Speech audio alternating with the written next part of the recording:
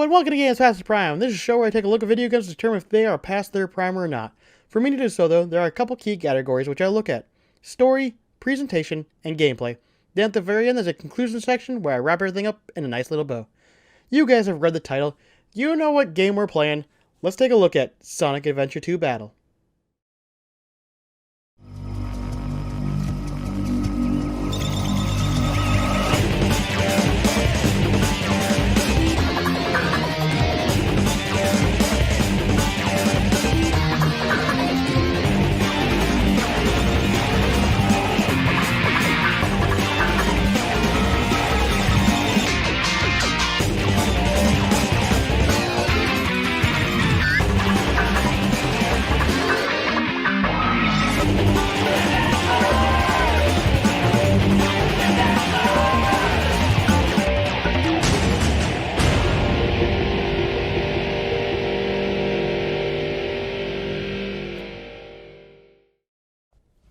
The story of Sonic Adventure 2 is split into three different sections: the hero story, the villain story, and the final chapter. Learning of a secret weapon from the diary of his late grandfather, Professor Gerald Robotnik, Eggman infiltrates a secret GUN facility and revives this weapon with the use of a Chaos Emerald. That weapon happens to be a black hedgehog who self-titles himself Shadow, the ultimate lifeform.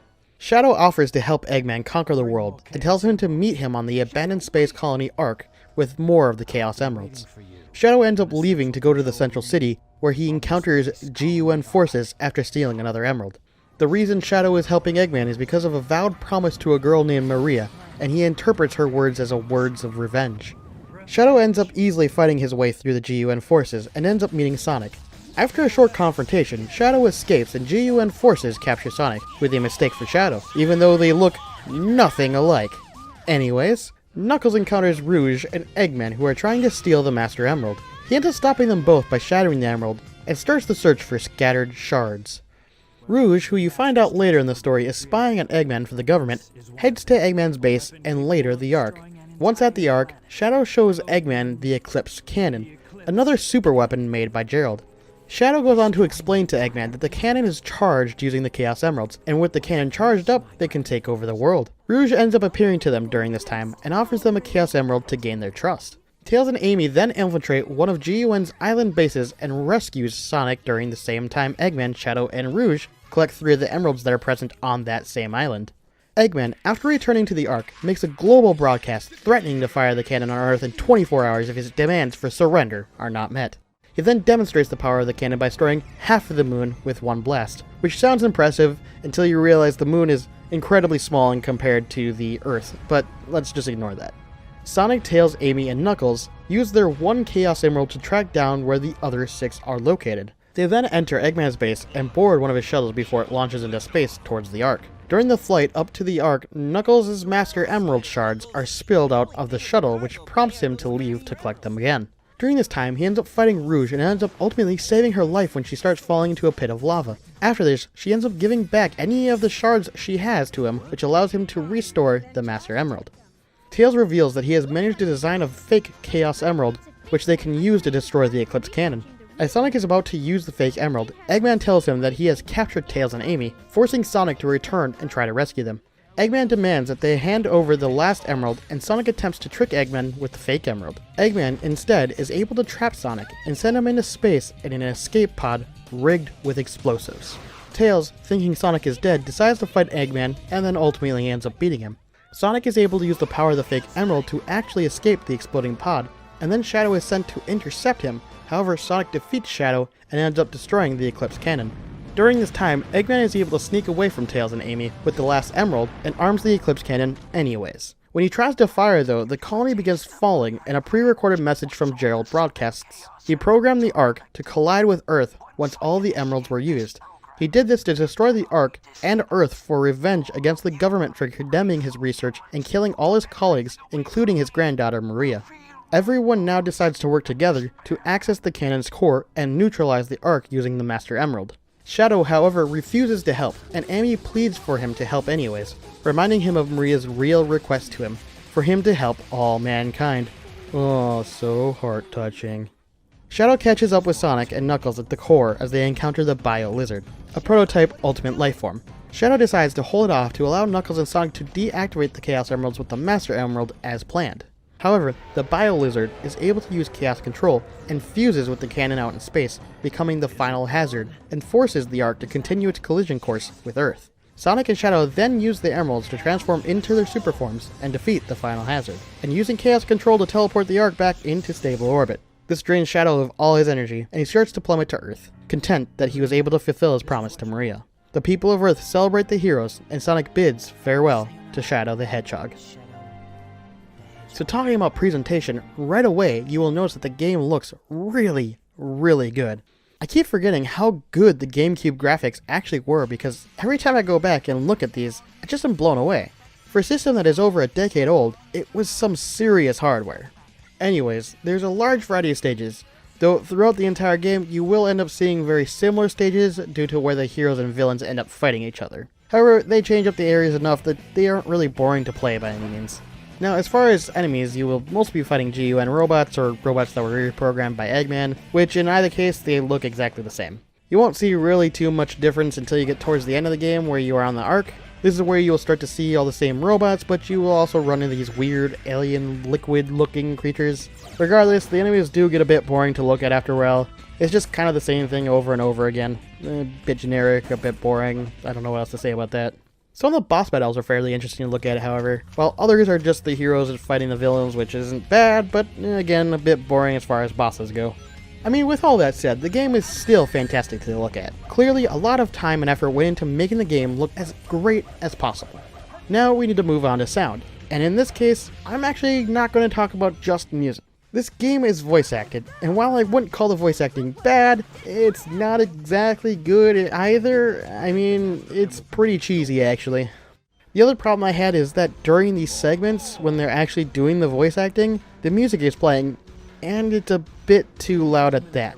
It feels almost like they were trying to hide some of the bad voice acting by just cranking up the music a bit too much. Either that or the guy that did the audio mixing didn't do a very good job at it. Now, while this does bother me, I will say the music is at least fantastic. It really stands out, and with the great visuals continues to help bolster the incredible factor of this game for me. It has this great intensity to it, and has this rock and pop sound that enhances the game, especially when you are in the fast segments. Then you get slowed down tracks from when you are playing as Knuckles or Rouge, since they are instead looking for emeralds and it's less about speed. I really want to play some music for you, and I will. However, there is quite a bit I can't play for you because the soundtrack had music that were made by bands that the soundtrack actually got a full-length release, which means I would get copyright strike pretty much right away. I'm going to try to stick to only the instrumental versions of the songs. However, I will still likely get striked anyways, but this is at least the best chance I have of avoiding it. Without further ado, let's play some of the music.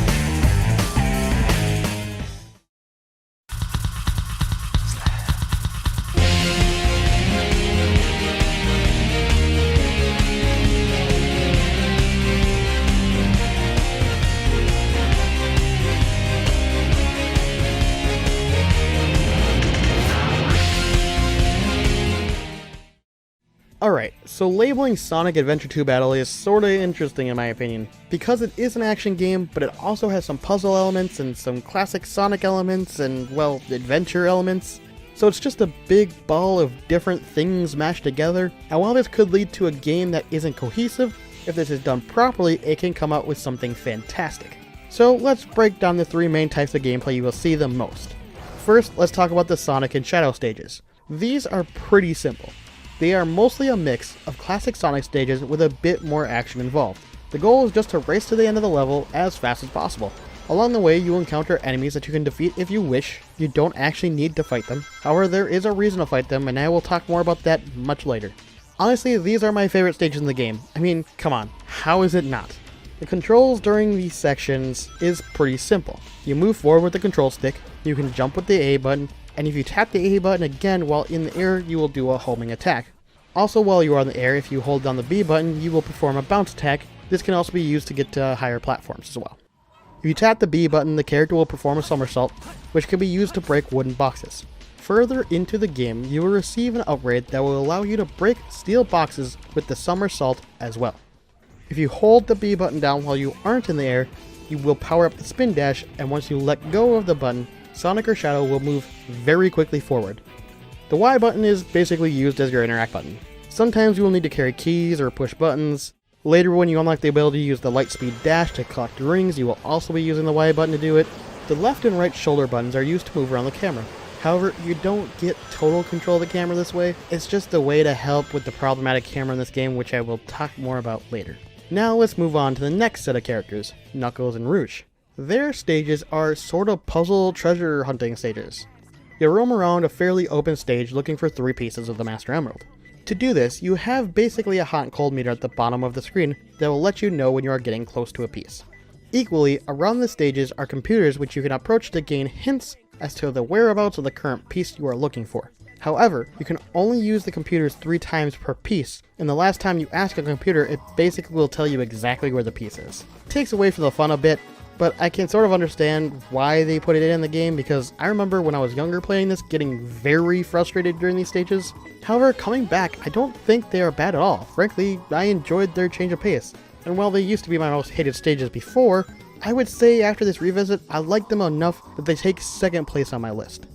Now, some of the controls are the same as before, so I'll only be covering the controls that are different in these sections.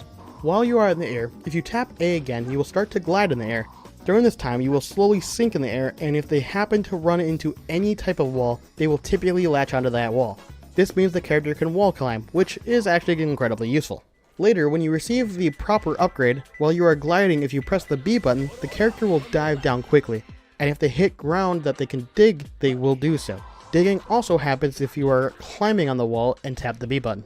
Tapping the B button while you are on the ground will result in the character either punching or kicking, and if you continue to tap the B button, the character will do this sort of combo attack. When you do find a computer you wish to interact with, you will simply use the interact button, which, like before, is the Y button. Alright, let's move on to the stages that I liked the least. Tails and Eggman's stages. You will be placed inside a mech during these stages, and you'll need to more or less just reach the end of the stage through a bit of shooting and a bit of platforming and a bit of spamming the B button. Frankly, these stages are pretty boring. They feel like Sonic and Shadow stages, but slowed down quite a bit. On top of that, these stages are the easiest to get through because losing your rings doesn't really mean much. See, the mech has its own health bar at the bottom of the screen. The health bar can be increased through either a power-up or by collecting the rings. So the reason why I say it's easier is because, say you are playing as any of the other characters. You lose all your rings and get hit again, you die. However, as Eggman or Tails, if you get hit, you will lose all your rings and take damage. However, get hit again and you just take more damage. It really makes these stages simple, especially on top of the fact that by holding down the B button, brings up a laser sight, and when you tag an enemy with it, you lock onto that enemy. Do this with multiple targets at once and let go of the B button and watch all the enemies on screen explode. Let's move on to the controls. Once you unlock the ability to do so, if you are in the air and tap the A button again, the character will start to hover, but will also slowly sink. If you just tap the B button, you will fire a small and weak projectile, and like I said before, if you hold down the B button, you will start the lock-on system. That's pretty much it for controls here, to be honest, and that's pretty much all you do throughout these stages. Now, all of these stages have their ups and downs. For example, Sonic and Shadow stages have a good amount of speed to action. However, people could argue that it's not the Sonic they remember and that it has too many sections where it slows down. I personally disagree with this. While it isn't the same Sonic from the Genesis games, it has a good blend that keeps you entertained through the entire stage. For Knuckles and Rouge's stages, they can get a bit tiring after a bit. Especially if you happen to get stuck on a hint and don't want the answer just straight up told to you, these stages can sometimes overstay their welcome. I for one didn't have that issue really until the later stages when they got a bit more difficult with the hints. I think they were a good way to change up the pace of the game though personally. Now if we look at the Tails and Eggman stages, The only good thing about them is that they are easy and pretty short. Frankly, these stages are just really boring, and I know I'm repeating myself, but I really want to point out how much I just dislike these stages because they were just that boring. One last thing I want to mention before I move on to another section is that there is one major flaw that follows all of the gameplay types, and that is the camera. The camera in this game is pretty bad, to be honest. Typically, you won't notice the issue that often since the camera just tries to stay behind the character, but on certain stages or even boss battles, this camera can really get in its own way. A great example is I remember playing an Eggman stage, where this area sort of loops around on itself, and you are supposed to jump on some boxes to get to a higher part of the stage. However, because of the loop, I had to move the camera for it to focus behind Eggman. However, every time I moved the camera, it would just go back to its original positioning in front of Eggman. This was really frustrating because there were also enemies in front of me. I hate how this game gives you camera controls, but then basically tells you to screw off and never use them because the camera will just do whatever it wants anyway. With that aside, let's move on. Now, for those of you that have played the game before, you know that I am missing one other type of gameplay, and that is the Chao Garden. Oh man, I'm only going to cover the basics of these because it's basically a game within a game, and it would take so long to talk about everything that it would make this review way too long. So first off, to get to the Chao Garden with a character, you need to first find a Chao key and complete a level. Getting a key is pretty easy. You just need to find a baby blue box with a Chao's face on it and break it to get a key. Once you have entered the garden with the character, you may re-enter the garden at any time with that character from the stage select screen. This simply means that if you want each character to have access to the garden, they all need to find at least one key and complete a stage with that key. Pretty easy, to be honest. Now you might be asking yourself, what is a Chao? They are these adorable little creatures that are incredibly hard to describe, but you'll see them on screen. They start out in eggs, and more or less you can just raise them up. They tend to change appearances based on who their favorite person is to interact with, and there is even a school you can send them to. Inside the school is the classroom, which will allow you to teach something to the Chao. You simply leave the Chao at the classroom, and after a couple of levels, come back to pick them up. There is the Chao principal, which will teach you all about raising your Chao properly, more than I'm going to. There's a doctor, which will let you know if your Chao is healthy and what they are good at, and the food that they like the most. There's also a fortune teller, which doesn't tell any fortunes. She just allows you to name your Chao. Why they called her the fortune teller, I do not know. Then finally, there is the black market. Here you can buy more Chao eggs in different colors, and you can buy fruits or seeds for fruits that can be planted by the Chaos. Heck, even you can buy random items that maybe the Chao will want to place on his head, like a cardboard box or even an apple for some reason. Alright, now I can imagine you asking, why would I want to raise these Chaos? I mean, other than the fact that they are adorable, well, they also have stats. Remember when I mentioned about not needing to fight the enemies? Well, that is true, but if you do fight them, you get these colored drives, which you can take to your Chaos to increase their stats. Each colored drive represents a different stat, such as green is for speed, red is for power, etc. Now I hear you asking again, alright, now why do I want to raise these stats? Well, because inside the Chao Garden, and behind a waterfall, there's a place where you can race your Chaos against other Chaos, and even do battle with your Chaos in Chao Karate. These are mostly just fun activities that you can do with your Chaos, but also, one other thing I didn't mention yet. Throughout the game, as you complete levels, you gain medals. You also gain medals for doing these Chao races and Chao Karate. So if you're trying to fully complete the game, you will need to interact with the Chaos and do this as well. Anyways, I could go on and on talking about the Chao Garden. I mean, when I was younger, I remember playing this game for hours on end just to do the Chao stuff. Frankly, I still love the Chao stuff and will probably continue playing it on occasion just for that exact reason. Anyways, I think I covered most aspects of the game that I can think of, so let's just move on down to the verdict. The verdict of Sonic Adventure 2 Battle is a game not past its prime. I'm pretty sure everyone saw this coming after hearing what I had to say about it. This game, while not flawless, has a lot of great aspects, and I also have very fond memories of this game. I will say that this is only my opinion, and while the camera is pretty bad, the core of the game, the story, the presentation, and the gameplay as a whole are really good and complement each other quite well for the most part. Let us move on to the top 5 reasons for me to better explain myself. Number 1. The story is not that bad. Everyone says it's pretty bad, but I don't think it's that bad. It's interesting enough, and while it is a bit generic, it's fun here and there. Overall, it kept me engaged enough to want to continue playing, so that's something, isn't it? Number 2. The presentation is overall good. The graphics are great, and the music is fantastic. However, where it lacks is a bit in the voice acting department and mixing department. This is why I labeled it as good rather than great. Number 3. The Chow Garden is one of those things that you are either going to love it, or you are going to hate it. I fall into the category of loving it. I remember spending hours and hours and hours raising my chows, completing the races, going through all of the karate tournaments. Heck, I remember giving each character their own chow just to see what it would turn out like. Frankly, this mode is just so much fun to me and never really gets boring. Though I can see for sure why people might not enjoy it, so I won't hold it against those people if you are one of them. Number 4. The gameplay is pretty solid as a whole. I enjoy the Sonic and Shadow speed stages. I like the Knuckles and Rouge's slower pace stages. It gives a bit of time to slow down, which I don't mind. Though again, I can for sure understand people not liking these, especially if they really like classic Sonic. And while I don't like Tails and Eggman stages that much, they aren't that bad to play through, just kinda boring. The biggest flaw in the game is the camera, but even then, most of the time I didn't find this to be a huge issue. It only came up a couple of times, and while those couple of times you may lose a life or two, after that it's not that bad. Just mostly a single annoyance that you can just work your way around. Every game has these. Number 5. Finally, the last point. I love playing this game. It brought up so many good memories, and unlike Star Fox 64, it reinforced my love for the game. This is one of those times where in my mind, this game is truly as good as I remember it being. Alright guys, that's the end of the video. I hope you guys enjoyed watching it as much as I enjoyed making it. If you did enjoy watching it, please consider subscribing. I upload videos every Sunday.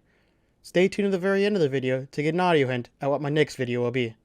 I hope you all have a fantastic day, and thanks for watching.